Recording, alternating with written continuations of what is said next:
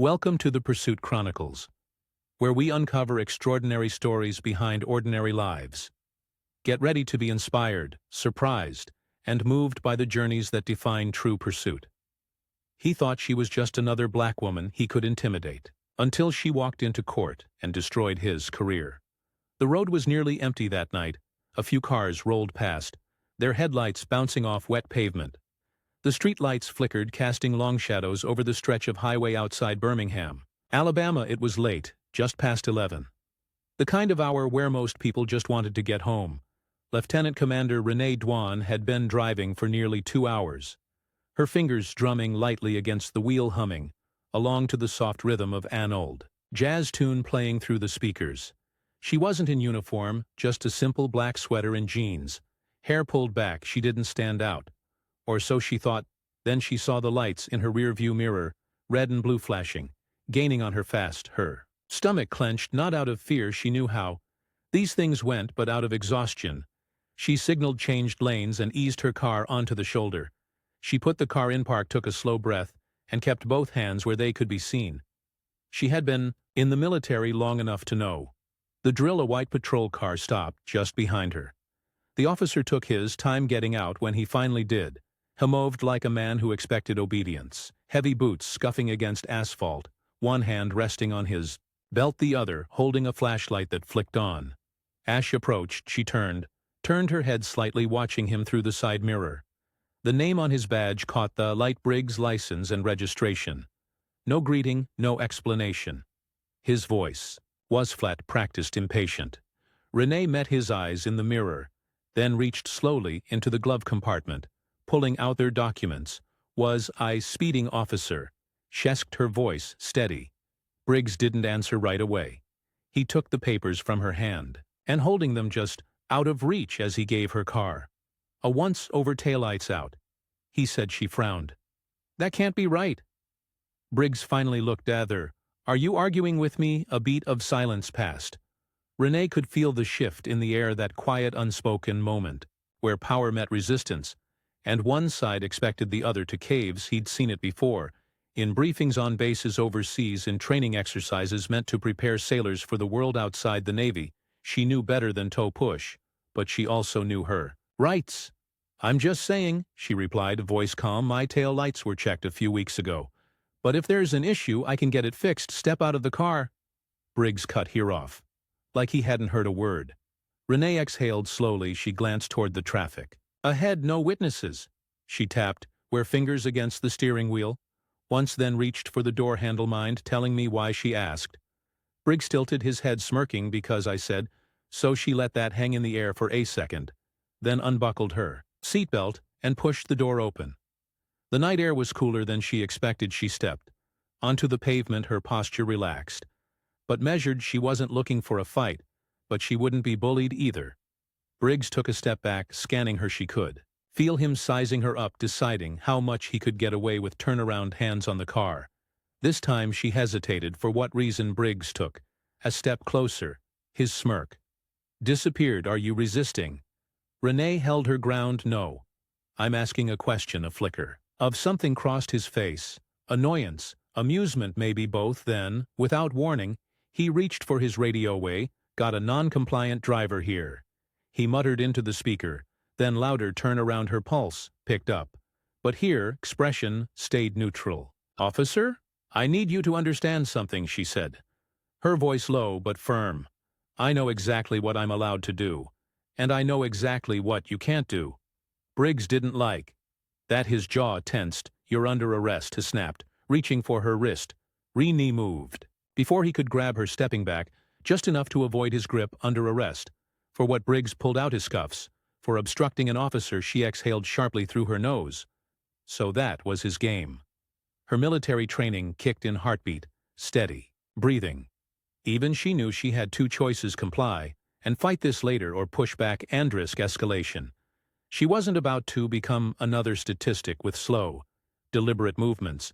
She turned, placing her hands on the roof of her car. The metal was cool against her palms. Briggs wasted no time, yanking her arms behind her back, tightening the cuffs far too much before shoving her toward the patrol car. You don't know what you're doing, she murmured. Briggs chuckled, shoving her into the back seat. Lady, I know exactly what I'm doing, but he didn't. Not even close the hard plastic seat of the patrol car. Dug into her back, Renee sat still, wrists burning against the cuffs. Her breath measured the door slam shut behind her, sealing her in outside. Briggs strutted back to his vehicle, muttering something into his radio. She glanced at the partition separating her from the front seat. The faint reflection of her face stared back, calm, composed. But beneath that, something simmered. She had been through combat drills, high-stakes operations and interrogations in foreign territories, but this was different. This was Ammon with a badge. Drunk on power, convinced he was untouchable. A few minutes passed, then 5, then 10. She shifted her hand slightly, testing the cuffs too tight. He had done it on purpose. The driver's side door swung open, and Briggs slid in. Whistling, well, he muttered, pulling his seatbelt across his chest. Letton, take a little ride. She didn't respond. He threw the car into gear, pulling off the shoulder, and back onto the road. The patrol car lurched forward. The overhead lights still flashing, she could see their reflection of the red and blue in the side mirrors, staining the road behind them, Briggs said after a moment. Most people just keep their mouth shut. When I tell them to step out, or exhaled sharply through her nose, and most officers don't arrest people for questioning a traffic stop. Briggs laughed, shaking his head. Lady, you must really think you're somebody. She looked at him through the glass. I don't think. I know. That made him pause just for a second. His knuckles flexed around the wheel, a flicker of irritation breaking through his smug exterior. But he covered it up quick. You military? He asked, his tone suddenly shifting. She didn't answer. Yeah, I figured, he went on. You got that attitude, that above the LW type, Hesmerked. Bet you thought I'd back off if you threw that around, huh? Still she stayed silent. Briggs clicked his tongue. Shame, he mused, shaking his head. If you just kept your mouth shut, we could have avoided all this. Her jaw tightened, the audacity of it, as if his actions were somehow her fault. The station came into view up ahead, a squat gray brick building just off the main road. The parking lot was mostly empty. Late-night processing was slow, and for now it looked like she was the only guest. Briggs pulled into a reserved spot near the entrance, killed the engine, and turned to look at her through the partition. Got to say, he murmured, I do love when they make it easy. Before she could respond, he was out of the car, slamming the door behind him. A second later, her door swung open. Letton go, ordered Renee, twisted her wrist slightly as she stepped out. The cuffs bit into her skin. He hadn't loosened them at all. She kept her head high, as held her inside PA board, looking desk sergeant and into processing the holding. Area smelled like old coffee and sweat. A metal bench lined the far wall, a steel door leading to the cells just beyond it. Briggs uncuffed her just long enough to push her through, booking fingerprints, mugshot, the whole routine. The officers behind the desk barely looked up, just going through the motions. She had seen this kind of indifference before. It was the kind that let bad men like Briggs thrive when it was over. He grabbed her wrist again, leading her toward the cells. You think you're smart, huh? He muttered under his breath. She glanced sideways. I don't have to think. His grip tightened. She knew that got under his skin. Enjoy your stay, Briggs sneered, shoving her toward the cell. Renee caught herself before she stumbled. She turned, watching as the metal bars slid shut between them. Briggs smirked from the other side, tapping the bars lightly with his fingers before walking away. The lock clicked into place. She took a slow breath, then sank onto the bench. The chill of the metal pressed through her jeans, grounding her. One night, that's all it would take, because Briggs had no idea who he had just messed with. The metal bench was cold, hard, unforgiving. Renee shifted slightly, rolling her shoulders to ease the stiffness creeping in. The cell wasn't much, just 4 walls, a single flickering light, and the faint smell of old sweat and disinfectant. She'd spent nights in far worse conditions, in places where the threat wasn't just discomfort but real danger. This was nothing. But that didn't mean she wasn't angry. Through the bars she could hear the faint murmur of officers talking at the front desk, the occasional shuffle of paperwork, the clatter of a coffee cup. Against a desk she exhaled, slow and steady. Control. The breathing control. The mind basic training drilled into her long before she even stepped foot into the fleet. Then heavy footsteps. Briggs. She knew it was him before he even came into view. His stride had that same arrogant rhythm, like a man who thought he was untouchable. He appeared in front of the cell. A second later, arms crossed over. His chest that same smirk plastered, on his face comfy. She didn't answer. He tilted his head, stepping closer to the bars. "You know, if you just played along you wouldn't be in here right now," she let a slow smile curl at the edges of her lips. "Oh, I'm exactly where I need Toby." Briggs's smirk faltered for just a second, a flicker of something in his eyes, annoyance, uncertainty. He covered it, fast scoffing as he glanced toward the empty holding area. "No one's coming to get you tonight, lady?" He shrugged. "Guess that means you'll have some time to think about that attitude." Renee just watched him, unmoved, unshaken. Briggs leaned in slightly. "See, here's the thing," he continued, lowering his voice. "People like you think the rules don't apply. You think a little confidence is enough to get out of trouble." She let him talk, let him ramble. It didn't matter because he didn't know what was coming. And then, as if on cue, another officer approached from the hallway. A younger guy, probably in his late 20s, dressed in a standard issue uniform. He stopped a few feet away, holding a clipboard. "Sergeant," the officer's voice carried just a hint of uncertainty. "We got a call." Briggs barely glanced at him, and the officer hesitated, shifted on his feet. "And I think you need to see this." Briggs frowned, then gave Renee one last look before stepping away. She sat back listening. The conversation was hushed, but she caught bits and pieces. Something about a lawyer, a call from higher up, questions about why she was being held. Briggs' voice dropped lower, sharp and annoyed. The younger officer stammered something in response, but whatever it was, it didn't seem to make him happy. Then, heavy footsteps again. Briggs stormed back, jaw tight, hands clenched into fists at his sides. His smirk was gone. "What the hell did you do?" Renee leaned forward, resting her elbows on her knees. "I didn't do anything." She tilted her head slightly. But people talk, and some of us have friends in very high places."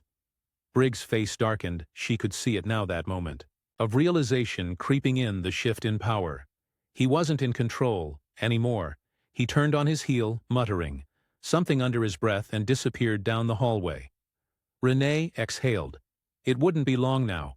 And when the truth came out, Briggs was going to regret every single decision that led him here. Morning lights spilled through the narrow windows of the courthouse, casting long streaks across the polished floors. The air inside was crisp, the kind of cold that settled deep in your bones if you sat still too long. Renee stood near the defendant's table, her posture relaxed, but her eyes sharp. She wasn't in handcuffs anymore. No orange jumpsuit, no holding cell. Just a well-tailored navy blue blazer, a simple blouse, and an undeniable presence. She wasn't alone. Beside her, her attorney Whitman flipped through a stack of papers, barely glancing up as people trickled into the courtroom. The woman was efficient, methodical, no wasted movements, no small talk. Renee liked that the heavy wooden doors at the back of the courtroom swung open. Briggs walked in. He still carried himself like he owned the room. Shoulders squared, chin slightly lifted, but there was a difference now. A stiffness in his step. A flicker of something in his expression that hadn't been there before. He wasn't as sure of himself anymore. Renee caught his eye. He looked away. "Good." The judge entered and the room quieted. Judge Alan Kirkland, an older man with a wary expression, adjusted his glasses. Ash settled in. He didn't waste time, all right. He sighed, glancing over the case files. "Let him get to it." The prosecutor, a middle-aged man with neatly combed hair, cleared his throat. "Your Honor, we have reason to believe that the defendant, Lieutenant Commander Renee Dawson, was unlawfully detained without probable cause. Furthermore, new information suggests a pattern of misconduct involving the arresting officer, Sergeant Daniel Briggs." A murmur rippled through the room. Briggs shifted in his seat. Jaw tightening, the judge peered at him over his glasses. "Sergeant Briggs, care to explain?" Briggs leaned forward, clearing his throat. "Your Honor, the defendant was uncooperative during a routine traffic stop." The prosecutor cut him off. "Uncooperative." He turned, lifting a document from the table. "Lieutenant Commander Dawson's record shows a distinguished military career, graduate of the Naval Academy, multiple commendations. No criminal history, no outstanding citations. Are you telling me that? Despite all this, she was such a threat that you had to arrest her over a broken taillight. Briggs opened his mouth, then shut it. The silence stretched. The prosecutor continued flipping through his papers. Additionally, an internal review of your arrest history shows a disproportionate number of traffic stops involving black drivers in this district. The murmurs grew louder. Briggs' face darkened. Judge Kirkland set his file down with a sigh. "Sergeant, I don't like what I'm hearing." Briggs sat back. Crossing his arms, Sherry sisted. The prosecutor raised an eyebrow. "The body cam footage says otherwise." Another ripple of noise moved through the room. Briggs looked at the judge, suddenly more defensive. "I was following standard procedure." Judge Kirkland wasn't buying it. He glanced toward the bath. "Let's play the footage." A screen lowered at the front of the courtroom. A video began to play. Renee didn't turn to watch.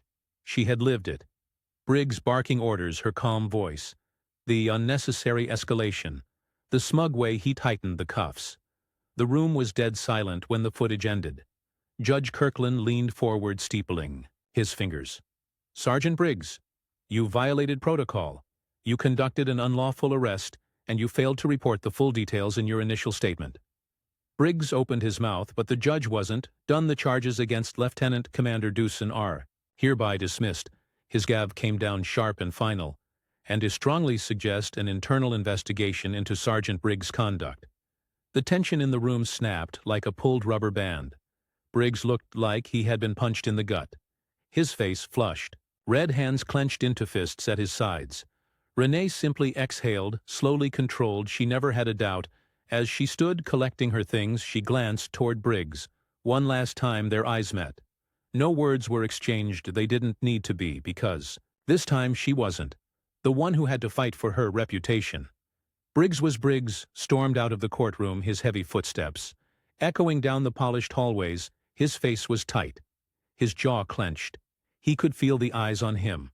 Other officers, court staff, even reporters who had shown up after word of the case spread. He wasn't used to this. He was used to control, to walking into a room and commanding respect or fear. But now the power he had taken for granted felt like it was slipping through his fingers. And then came the worst part. "Sergeant Briggs," a sharp voice cut through the hallway noise.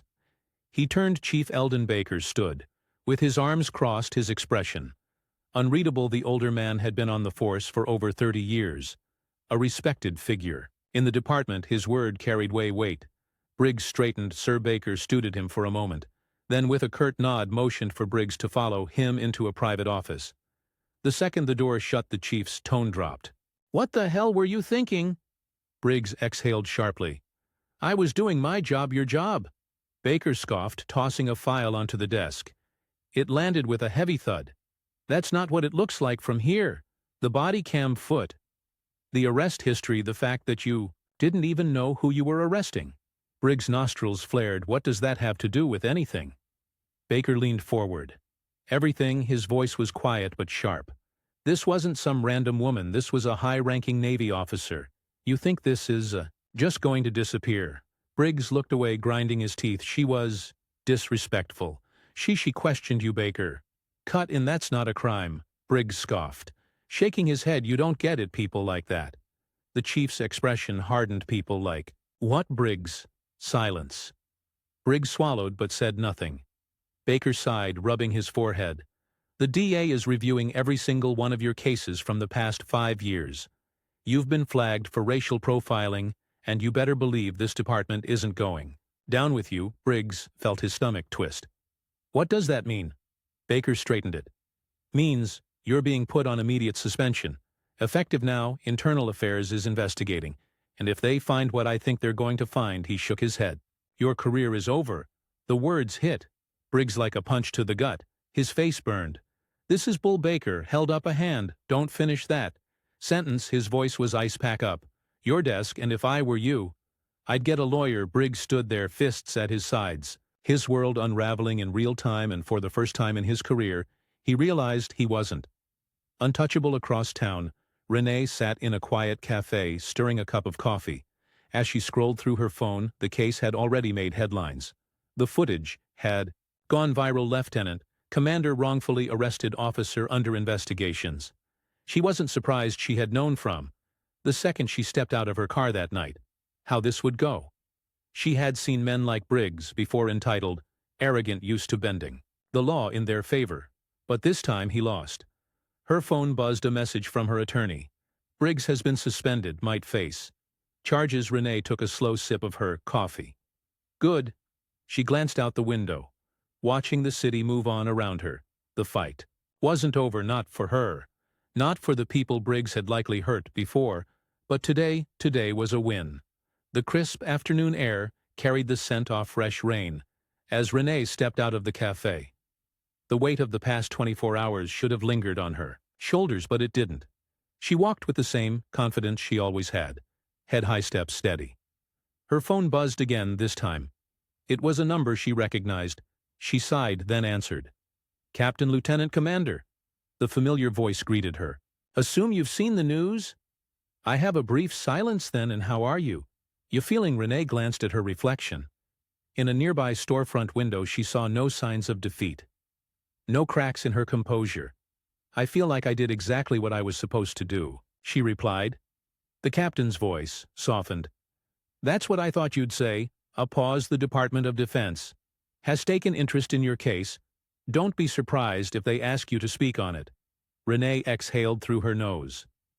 Not sure I'm interested in being a headline. You already are, the captain countered, and whether you like it or not.